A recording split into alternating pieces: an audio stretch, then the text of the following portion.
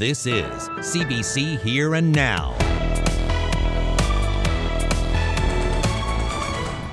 They're listening to us, and I think we're making a good case. Bringing back a transatlantic air service. Can the province make the connection? It's a race to get consistent care. I'll tell you how the doctor shortage in this province is pitting community against community. Should municipalities be bearing the burden of essential services? This is not the way forward. Coming up on Here and Now. Good evening and welcome to Here and Now. It's something that remains up in the air post-pandemic, direct travel to and from this province. Top government officials have made pitches to airlines overseas as part of an effort to bring back direct air routes to Europe. But as Here and Now's Rob Antle reports, landing those connections may not be an easy task. Before tourists can see this, they need to get to the province, many by air, and a lack of straightforward options to do that can be a challenge. Whenever it takes people longer to get here, then they often decide not to come.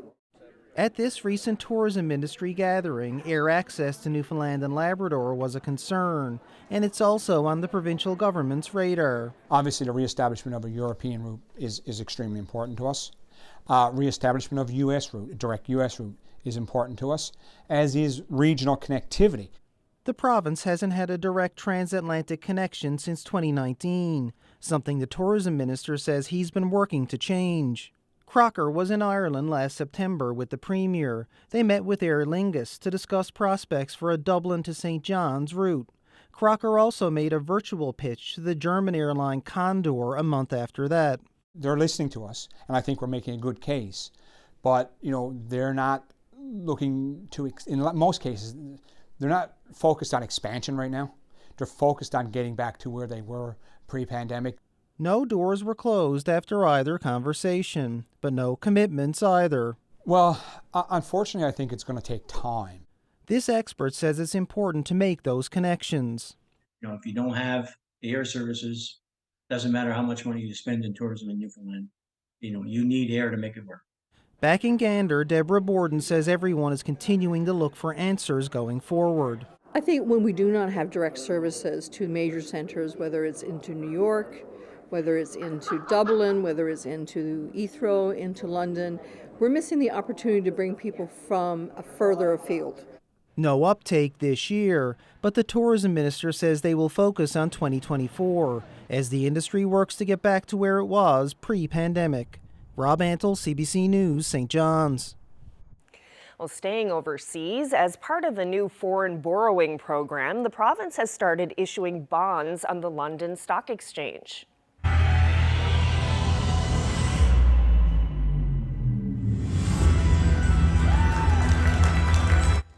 Well, the Premier says issuing about $1 billion in bonds will help the province better finance its debt. With the exception of Prince Edward Island, every other province has a similar borrowing program. Fury says it will attract lower interest rates and lower the cost of borrowing money. It's no different than if you had a mortgage or you were about to get a mortgage and you wanted multiple different options available to you.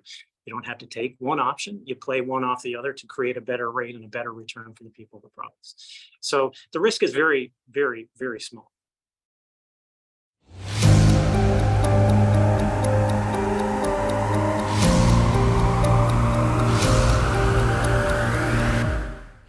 As communities across the province struggle with the doctor shortage, some mayors are warning it could create some competition between communities that can offer cash and the ones that can't. Here Now's Daryl Roberts has that story. They're just voicing their concerns on their family members, their kids, their own health issues, their possibility of having to move because they can't rely on consistent health care here because of closures and stuff like that. Salon owner Jade Way hears about it every day. It's been a long winter for residents who rely on healthcare services in Bonavista, and Wade's clients are worried. The emergency room shut down for more than half of February. Other services, like dialysis, shut down for periods too. Every option is on the table. Bonavista Mayor John Norman says the town is prepared to offer its own money and land to attract doctors to the area. If there are certain things that we as a municipality can do and can offer to tip things in our favor when it comes to these ongoing contract negotiations with physicians, we are prepared to do so. And Bonavista isn't the only town trying to secure doctors. According to the Newfoundland and Labrador Medical Association, more than 1 in 4 people in this province don't have one, and other towns are watching Bonavista closely. Last year, Fogo Island lost its only doctor. Mayor Andrew Shea says the town is doing what it can to bring doctors back, but isn't able to offer its own money. We have to be very careful with our cash. You know, we've recently amalgamated and paid off all our debt, and we don't want to have another debt load put on us. So it's not for us. And I think what it does, it puts community against community then. The ones with the most money are going to get the doctors. The town has had some success. Shea says 2 doctors should be arriving on Fogo Island later this year. Michael Tiller is the mayor of New West Valley, another community where the ER has closed repeatedly over the past year. He says as of now, New West Valley does not plan to offer its own incentives to attract doctors, but the town council has discussed it. I would caution, any town that is going to do that to make sure that you're going to get the right person for the area and not somebody that is only going to stick around for couple 3 years. That's what's been happening, and also that it doesn't end up pitting community against community. Municipalities NL Director of Advocacy Dieter Walsh says municipalities have a role to play in healthcare, but the onus shouldn't be on them. Should municipalities be bearing the burden of essential services that is, at other levels of government and to a financial detriment? No, this is not the way forward. Meanwhile, the mayor of Bonavista says his town hasn't made good on its offer just yet, but is prepared to. Daryl Roberts, CBC News, St. John's.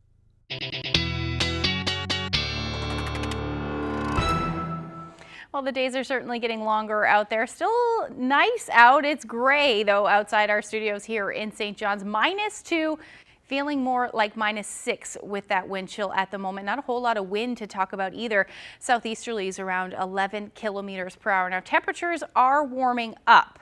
And as that happens, that sunshine, especially this weekend, felt beautiful. But the days are getting longer. Today, 6:32 was the sunrise and sunset at 5:52, so just a couple of minutes ago. We're gaining about 3 minutes and 25 seconds of daylight each day. In a week, our sunset will be after 7 o'clock, which is certainly nice.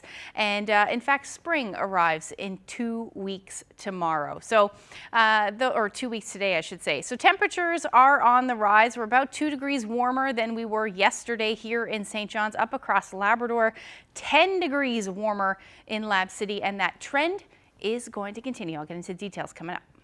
Thanks, Ashley. Well, an 18-year-old and a youth were arrested following a crime spree late last week in Stephenville. Some residents woke up to slashed tires and damaged vehicles. Overnight Thursday, patrol officers spotted the pair shooting at a vehicle with a pellet gun and slashing its tires. Both were wearing ski masks at the time.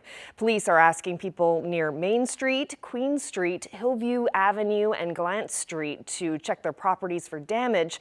The pair is facing multiple charges, including possession of a weapon for a dangerous purpose. Well, around 50 people and their pets brought a party to the steps of Confederation Building yesterday. They were celebrating RNC therapy dog Stella's 3rd birthday. You may have seen Stella in the news lately, along with her handler, Constable Krista Fagan. They've been denied permission to attend dozens of outreach events this year or provide therapy to victims who request it. Organizers say the party wasn't a protest, but a celebration of how therapy dogs can help with mental health issues. Just really hope that this kind of puts a positive look on the situation that's currently surrounding Stella. I know there's been a lot of negative things in the press right now. My thing is that I really wanted this to be a positive event so that everybody, remember what this is about. This is not about fighting. This is not about disagreeing with one another. This is about supporting people who need our help in the community. As a society, it's up to us to protect people that are vulnerable.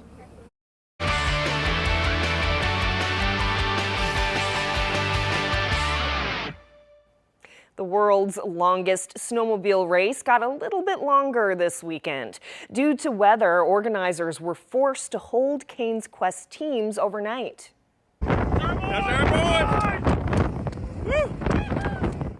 Yes, rain in the Big Land caused a few issues for racers who had left Labrador City on Saturday. Cane's Quest held teams in place yesterday, but after consulting with volunteers at various checkpoints, racing did resume this morning.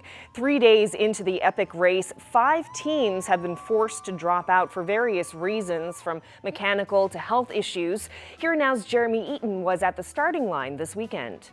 This is the start of Cane's Quest, a race that gets its name from a Jacques Cartier quote when he described Labrador as the land that God gave to Cane.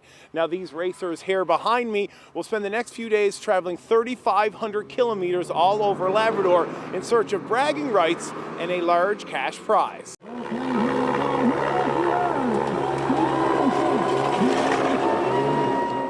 Well, it's pretty exciting. We don't have a whole lot of snowmobile racing in California, and I don't know why this one isn't broadcast. I don't know why everybody's not watching it. The teddy bear been with me since day one I raced in 2014. My daughter gave it to me the morning of the race, and this is his 5th race now going around Labrador. My granddaughter in Hopedale wanted me to bring something on the race, so I got her a teddy bear. We're cheering on the Cane's Quest and cheering for our team here, Mistashimi 29. First time, me and my partner are both rookies. And so does that make it better or worse, do you think? It's going to be a good experience. That's what you sign up for, eh? You nervous at all about this race? I got ants in my pants, yeah. I'm kind of worried for everybody, but I feel like they're just all brave, so they're gonna do pretty good, I think.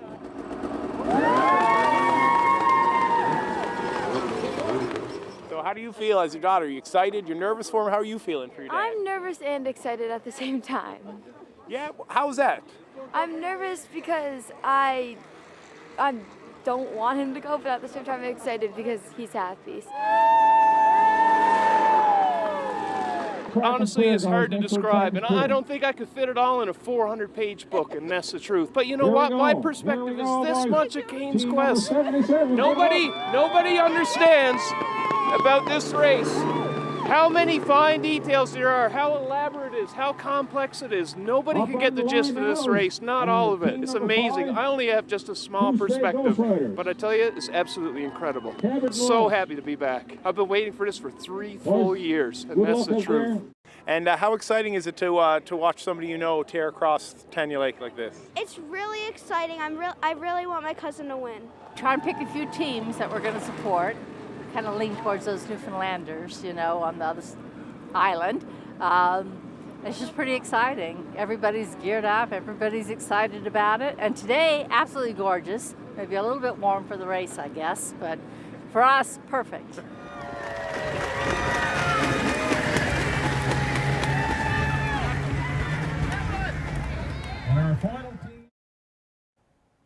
Well, staying with sports, it was a strong start for Team Guzhou, who won their opening match of the Tim Hortons Brier Friday night.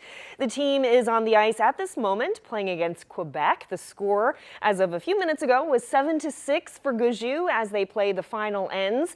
And there is another team from this province playing at the Brier, led by Ben Stringer. Team Newfoundland and Labrador are 0-3 so far, and they too are on the ice at this hour playing Northern Ontario. The score as of a few minutes ago for that game was 4-4. Well, there was a big welcome waiting at St. John's Airport for the province's Canada Games team. About 250 athletes and coaches traveled to PEI for the games and brought home 4 medals, along with a lifetime's worth of memories. Check it out.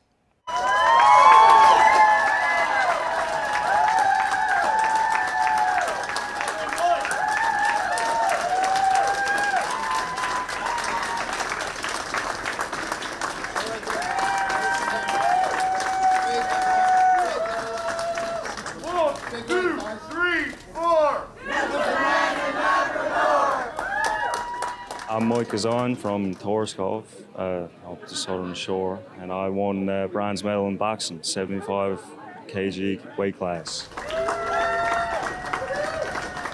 It's all wicked. It says you got all your friends around you, and you meet new friends, and you're talking to all these new people, and then you got to compete for your province, which is wicked too, right? And it's all a great experience. Everyone up there is just such a push for you to get what you want to, right? Hi, my name is Panic Silver, and I am from CBS, and I just won the gold medal for figure skating. And so you're back in Newfoundland now, and you get off the plane and look at this room with all these people. What are you feeling right now? I just feel really excited, like ever since I first got it. And how difficult has it been to get to this point? How's the training?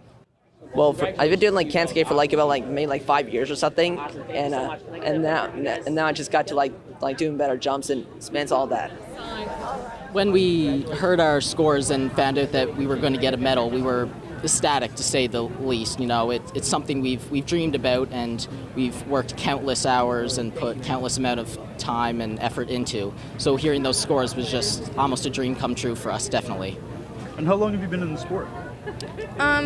So I've been skating a really long time, but for pairs, we've been together less than 2 years. Less than 2 years, and you're winning medals already. Yeah. We hope to go forward and win some more medals and bring some more home for Newfoundland. Here's Dawson Mercer, and he scores again! His 8th straight game with a goal! Yes, the longest scoring streak of the current NHL season belongs to our own Dawson Mercer of the New Jersey Devils. The 21-year-old netted 10 goals in 8 games and 21 on the season. It's a record that places him just 1 game under Wayne Gretzky, who back in 1981 scored goals in 9 straight games before he turned 22. Mercer was unable to score last night to tie the great one, but he did get an assist in the Devils' 5-4 win. Well, this isn't something we typically see in the winter. We've got rainfall warnings and snowfall warnings for parts of Labrador. I'll get into the full forecast coming up.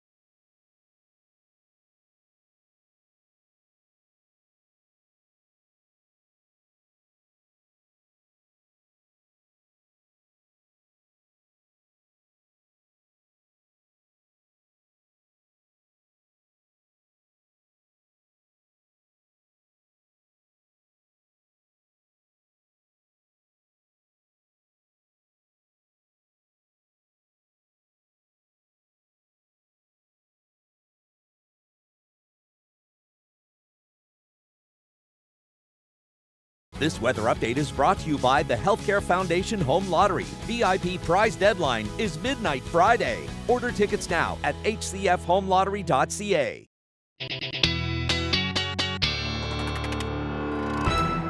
Okay, time for a look at the weather. And Ashley, we heard earlier in the show about how the weather slowed down the Canes Quest racers over the weekend. What's happening now? Well, we are under another blocking ridge of high pressure. This time, it's up over Greenland. Oh. Yeah, so let's take a look at what's going on right now. This is the current temperatures in the North Atlantic. You can see that high over Greenland. It is 4 degrees in Nuuk right now. Yesterday, it was 15 degrees. That is well above where Greenland should be sitting. Even Iqaluit, -4 at the moment. You should typically be sitting around -21. But note what's happening. So we've got this ridge of high pressure, and it's funneling all of this warm air directly to Labrador. Temperatures are above 0, 1 degree in Lab City, Nain. It was about 2 degrees this afternoon, really all along the coast, which is why we're seeing that rainfall warning, and then how they had to pause in the southeast coast of Labrador because of that rain and mild temperatures. Now this pattern, this blocking pattern, is generally going to continue. So there's that ridge of high pressure there. There's that area of low pressure, and it's bringing all of that milder air. So this really continues right into next week as far as the blocking pattern is concerned. This takes us through to March 10th, and then even further ahead as we head into March 12th, and then even more so into pretty much 2 weeks from now is what we're going to see as far as this onshore pattern goes. Now, this doesn't mean that temperatures are going to be warm the whole time. We will see a little bit of a cool down, but generally, if we take a look at the outlook, the mild temperatures stick around, especially for coastal areas, southeastern coastal areas, right through to Friday. That will include the island as well. But the cooler air will start to dip in for northern Labrador and western Labrador as we head into the end of the weekend, and then that will continue as we head into Monday. So as of now, temperatures are between 2-3 degrees for most of Labrador, a little cooler for Lab City, but still around 1 degree was your daytime high today. Those cool temperatures still very much in place across the island, but we will see the warmer, milder air, more marine air move in as we head into tomorrow. So daytime highs between 0 and about -2 across the island today. We take a look at where we're sitting now. Dropped a degree or two there, here and there, generally around -2 in St. John's, feeling more like -6 with that wind chill. So we're saying goodbye to that extreme cold for sure. But you can really see that onshore pattern for Labrador along with that cloud cover. Now we do have that rainfall warning in place along with a snowfall warning. That will end as we head into the evening hours. But you're still going to see the potential for showers and flurries up across the big land. Flurries the story for the west, though, because your temperature is actually going to drop down to about -1 in Lab City. But the temperature is much cooler in comparison across the island, only -4 to about -8 as our overnight lows tonight. Winds generally light, but again up across Labrador, northeasterlies 30 to 50 kilometers per hour as we head through the night. So taking a look at the future tracker just to time all of that out, still looking at the winds gusting between about 50 to as much as 70 kilometers per hour. By the time we get into the morning hours, we'll see that flurry activity or light snow move in tomorrow morning. That will be followed by a transition through to rain as we head into the afternoon tomorrow across the island. And this is when those milder temperatures are going to move in right along with it. That should end by the time we get into the evening hours and back into the potential for some flurries, and that's just because those temperatures are going to dip back down and things will start to quiet down across Labrador. In fact, it'll change back over to snow as those temperatures drop as well. As far as accumulations go, the majority, no surprise, should be along coastal areas. Further inland, though, and in the higher elevations for those of you along the coast of Labrador. And then as far as the island is concerned, generally 2 to 5 or maybe more centimeters possible. Some of the higher elevations may see a little bit more than that. Now, as far as the temperatures are concerned for tomorrow, above 0, about 1 to 3 degrees, but the winds will stay out of the northeast somewhere between 40 and about 50 kilometers per hour for most of us. So we're going to say goodbye to the sunshine for a little bit, especially now that we're in that onshore pattern. Now up across Labrador, another day above zero, 1 to 2 or 3 degrees. For the most part, your winds will be out of the northeast again between 30 to 50 kilometers per hour. And again, as the day goes on, that chance of flurries should diminish. So that's a look at your forecast. We'll look ahead to the rest of the week coming up. Thanks, Ashley. Well, the St. John's Farmers Market was women-owned businesses only this past weekend. It was in honor of the International Women's Day, which is this Wednesday. Space was reserved for women and gender-diverse people, and dozens of vendors and small businesses took part. Enrica Wilhelm stopped by. It's a great space to be anyway, but to be here surrounded by all other women in business, it's very empowering. It feels great. It's a great energy. We love that the Farmers Market does this event. We have an overwhelming amount of interest for sure for this market. It's really well received. We have a lot of people who do amazing things here in our community, and we love having a space where we can share that. We've got like a theater group here, and we've got lots of makers, people with delicious food. So yeah, there's so many things people can come and see and do here. So Karen's Woodworking had its beginnings about 10 years ago. We make home decor items with kiln-dried hardwood, and we use a large variety of exotic and tropical hardwoods. A lot of these people would never be seen otherwise, right? They wouldn't have a space to be or space to sell and to make money and to show their talents. So yeah, it's a great opportunity to showcase the women in business in the local community. When you first got started out, did you as a female vendor kind of feel some barriers that were there for you? Absolutely. Both Karen and myself, being women woodworkers, we felt it initially. We felt like we had to prove ourselves. How many times do we get questions of, do you make this? Do you do this? You and your husband must do this? All those odd questions. It has changed over the past 5 years that we've been at the Farmers Market. We don't get those as much because we're a little bit more well known now. But definitely in the beginning, starting out as women, not only in business, but in our woodworking business, there were definitely some barriers when it comes to that, yeah.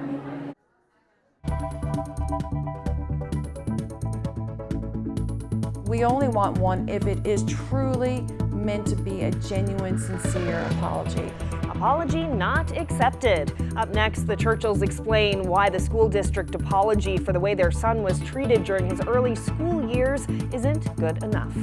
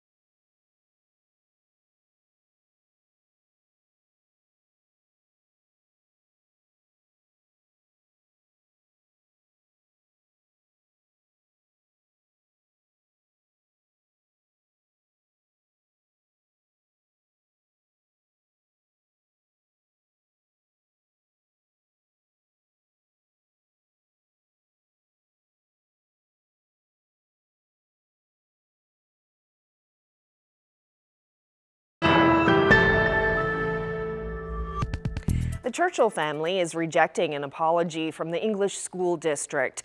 On Friday, the head of the district called to apologize for the discrimination their deaf son Carter faced at school.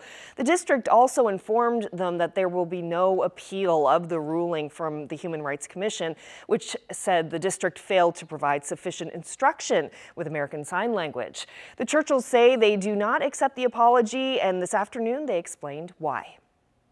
Terry Hall, the new superintendent of schools of the English School District, Tony Stack's replacement, called us to say he was offering his personal apology to Carter and to our family for what we've been through, and he said he understood that it was difficult.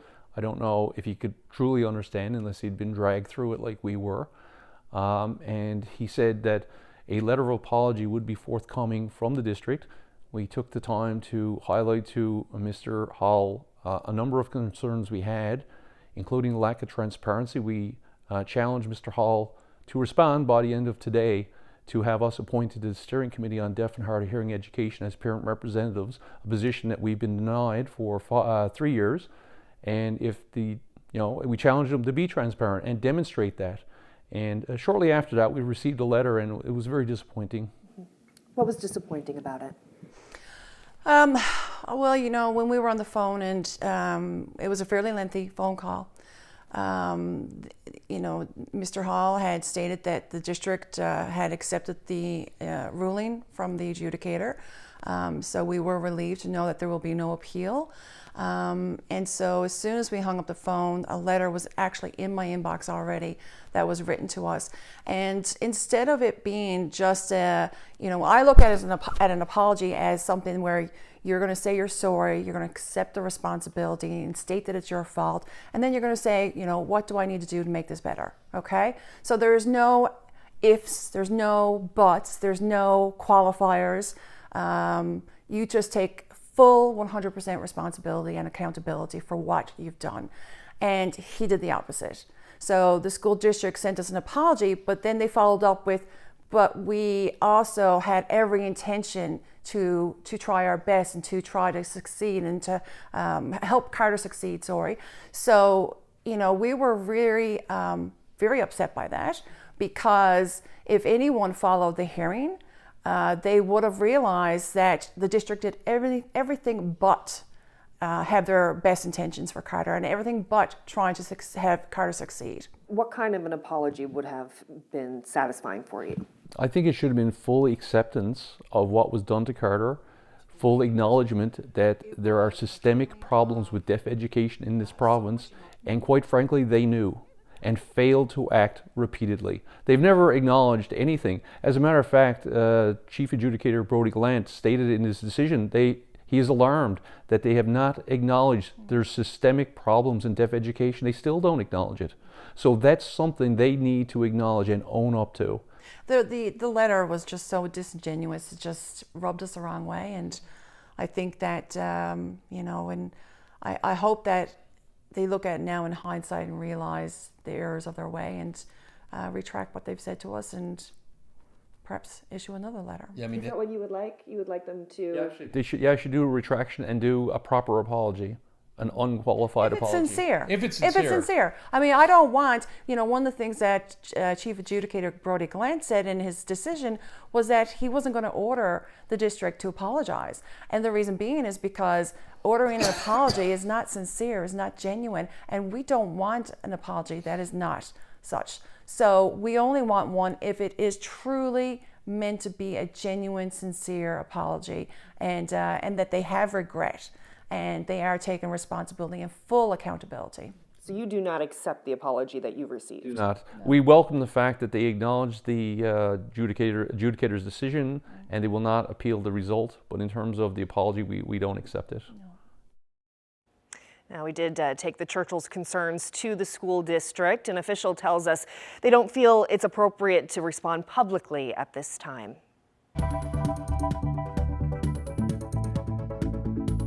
Every whale entanglement is different, so it's nice to be able to ask some people questions and pick on their experience. Learning the ropes. We'll find out what a local group that helps disentangle whales from fishing nets is doing to get better at protecting the big marine mammals.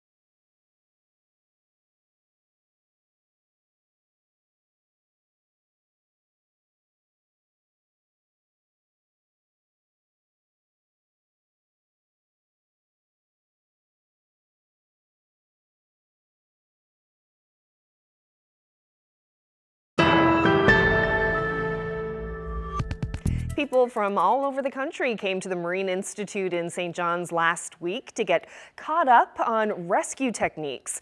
The Whale Release and Strandings Group invited participants to come sharpen their skills and tools needed to free trapped whales. Paula Gale, host of the broadcast on CBC Radio, was there. What's happening here today? We're having a whale disentanglement tool workshop with people from across Canada, input from worldwide on different tools that are used for disentangling whales. We are taking the tools that people brought and using and testing them for their cutting strength on different types of ropes. This is our first time doing this. So what we're doing is looking at the gear that we already use and some prototypes that have never been used in the water and finding ways to cut gear off the whale easier, maybe at a long distance easier, maybe if they're embedded ropes easier. It's just to make it a safer process for the disentangler and a quick process for disentangling the whale. The Whale Research Group has tried rescuing whales from the ice, from fishing nets, up to 150 whales in years while the cod fishery was active. This was a problem where a whale was in someone's cod trap and someone got in touch with John at the university and because he had been doing some things with whales and they asked him if he would come and try to disentangle this whale. And so he went and they worked a long time to try to get the whale out, in fact several weeks, and then they finally were able to do it. And they found that their best methods was to get close and their best tools were filleting knives at the time. We started the Campobello Whale Rescue Team in 2002. And how much were you inspired by what was happening here with the Whale Rescue Group here in Newfoundland? A lot. They were the first ones that started. They started this, so yeah, we learned a lot from them over the years, and it's always good to have the networking and talk with other people, just to see if they've seen problems, because everyone's different. Every whale entanglement's different, so it's nice to be able to ask people questions and you know, pick on their experience. All of us getting together and sharing ideas and things like that. It's great to watch the performance of the tools in the flume tank here underwater to see how they work. And yeah, we've got a lot of good ideas, and it's great that we're a group because someone comes up with an idea and then someone else will add a little bit something to it. So yeah, I think there's going to be a lot of good things come out of this workshop, and hopefully it's something that'll continue on, you know, every year, every couple of years to keep improving. Can you tell me one anecdote about a really challenging situation in the Bay of Fundy where it was really challenging, but you ended up freeing the animal? One of that stands out in my mind is a right whale that's called FDR. This was tangled up, one of the worst entanglements we'd ever seen. It turned out to be snow crab gear from the Gulf, and the whale had swam the whole way to the Bay of Fundy, you know, entangled with that. And we were 5.5 hours cutting the rope, and bigger rope that we weren't used to. So yeah, that's one that really stands out. Just, you know, one that we thought was impossible, and after a while, you know, like say 5.5 hours of cutting, we eventually freed that whale. So. And what's that feeling when that whale's finally freed? What does it feel like? It's hard to describe. It's almost like you could jump out of the boat and run home. Like, you know, it's pretty loud. Yeah, everyone's cheering and yelling. The flip side of that is when you don't get one untangled, that's a pretty long sail home, pretty long quiet sail home. This is the same rope. And it's great to have this meeting here where whale disentanglement started with John Lean, of course, and Wayne Ledwell and Julie, so what a fitting place to have the Canadian experts come and share thoughts, ideas, how we do things, how to keep things safe. And just really, it's so specialized that you don't have a lot of people to talk to about rescuing whales and how we do it. And everybody has different approaches, and so I've just learned so much. And I do every time I talk to these other experts in Canada. It's just amazing. And I know you have a story about a particular gray whale, why it took so long, and what was the situation? We had a real difficult gray whale entanglement, and it was 100 meters of gill net that a gray whale unfortunately got entangled in, and it happened at 11 o'clock at night, so it was quite dangerous. And of course this whale was very agitated, And we were notified that night, actually, and we were able to get up there the next day, but unfortunately we couldn't find the animal, and it took a day and a half for it to be resighted. And we were able to track that with the satellite tag, get up there, find the whale, and this animal was exhausted. We cut it off. It was really complicated around the tail. We had to cut 3 lead lines, 3 cork lines. The whale finally broke through with the meshes. We had a drone that filmed the whole thing, was able to show the animal gear free, and it just shot off. You could tell it was relieved. It was just full of energy when it took off, and we were exhausted and so happy to see it go off and know that it's going to be a productive part of the population going forward, and it likely would have definitely drowned and died a slow, inhumane death. There's nothing like it. All the people that do this, and there's not a lot of us that disentangle whales, they're very passionate people, and of course when you actually are out and you're successful and you see those whales swim off, it's just incredible. And again, you know, I'm so lucky to do what I do. I feel like I have the best job in the world.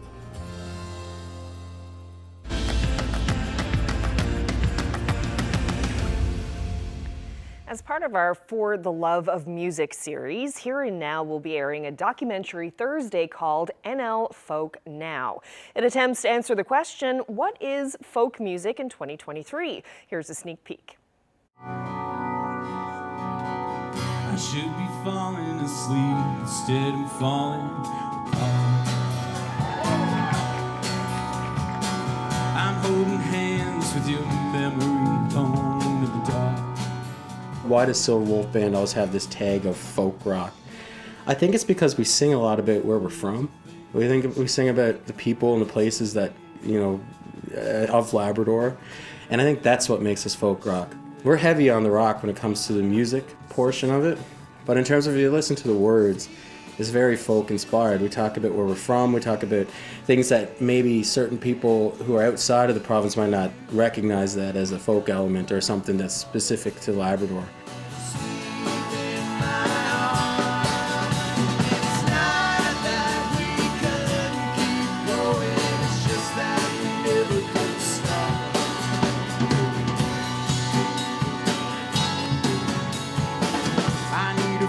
For the name, I need a glaze for the blame.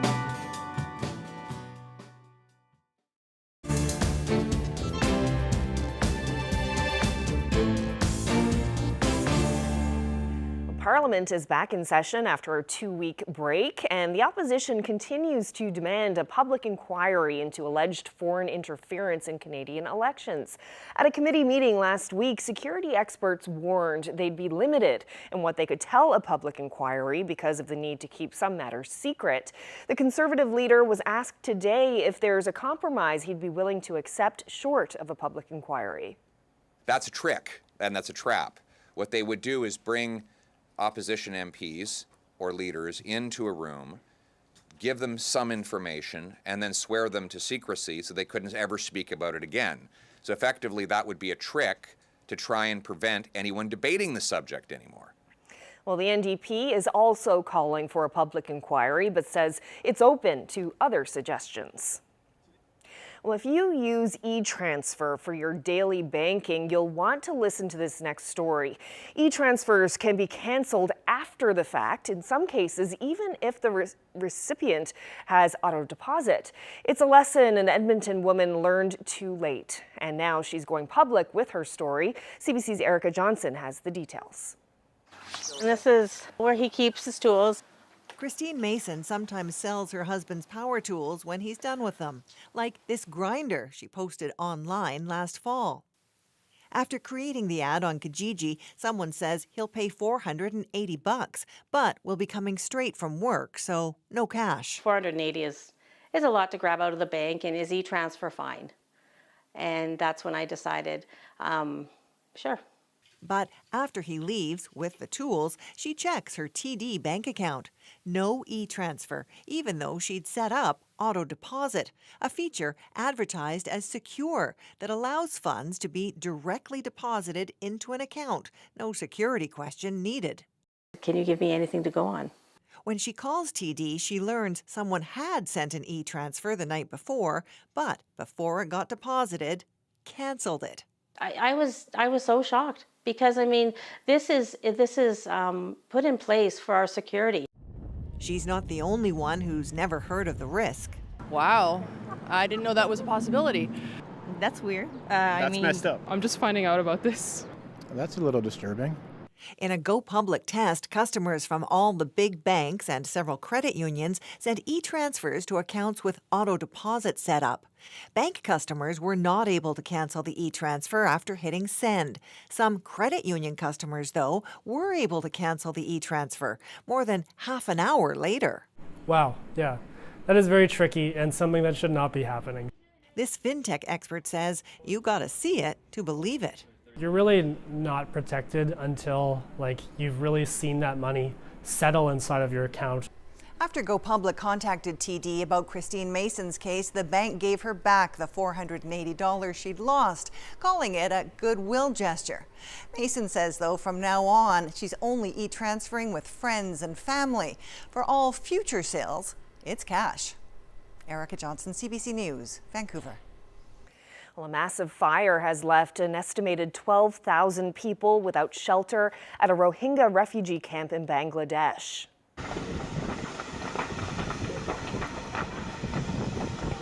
Authorities are investigating the cause of the fire, trying to determine if it was an act of sabotage. So far, there are no deaths or injuries. Officials say the fire destroyed more than 2,000 shelters at the camp. Dozens of mosques and learning centers were also leveled by the flames.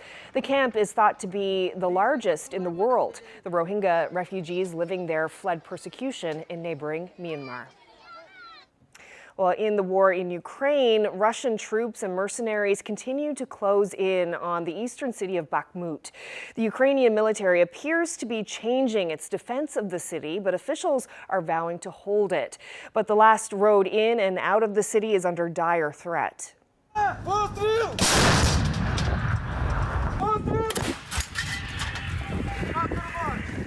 The Institute for the Study of War, a U.S.-based think tank that is documenting the conflict, says Ukrainian forces appear to be engaging in what it calls a fighting withdrawal from Bakhmut. Ukraine's military is not confirming that. Russian forces appear to be advancing from 3 directions. Ukrainian soldiers on the front lines describe Russian forces, especially mercenaries from the Wagner Group, attacking in endless waves.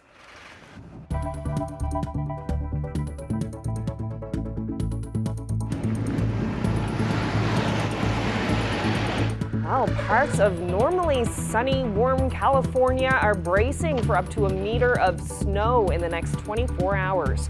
A meter already fell in Southern California over the weekend. Several communities are snowed in and a number of highways remain closed. We'll have a look at our forecast after this.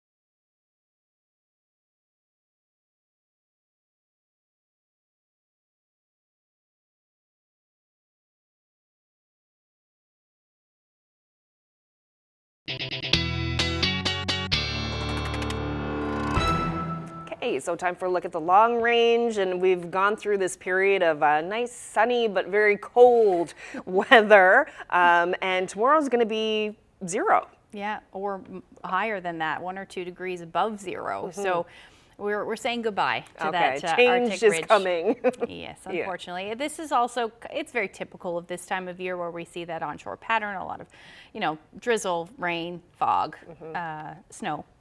All in the forecast. There's a little bit of everything for everyone in the forecast as we head through the day on Wednesday. So you can see that onshore flow continuing.